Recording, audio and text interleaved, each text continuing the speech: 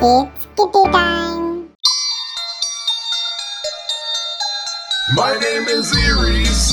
I am a dwarf planet, the furthest dwarf from the sun the humans found yet. On January 5th in 2005, the Caltech Observatory had brought me to life. A team led by astronomer Michael Brown. The biggest dwarf in mass is what they had found.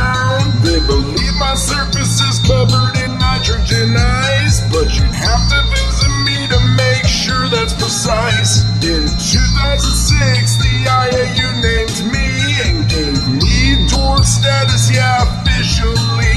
My name is Eris. I am a dwarf planet, the furthest dwarf from the sun the humans found yet.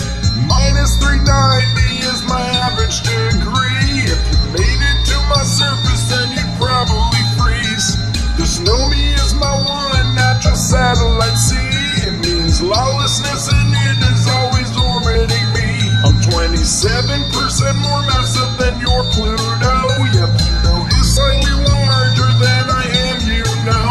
I take 557 Earth years to orbit the sun. When I orbit, I leave the Kuiper Belt on my run. My name is Eris.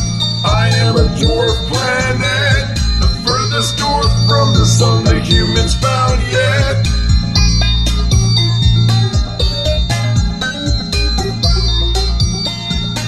My name is Eris.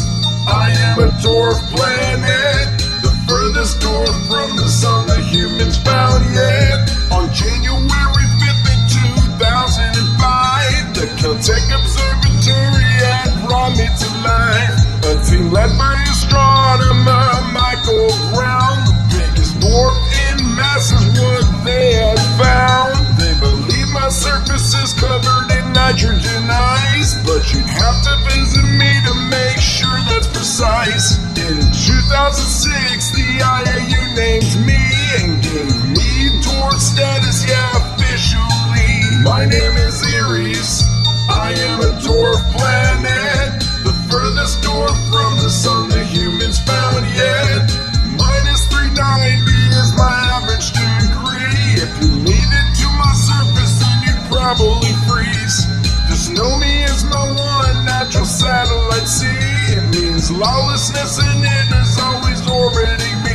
I'm 27% more massive than your Pluto. Yeah, Pluto is slightly larger than I am, you know. I take 500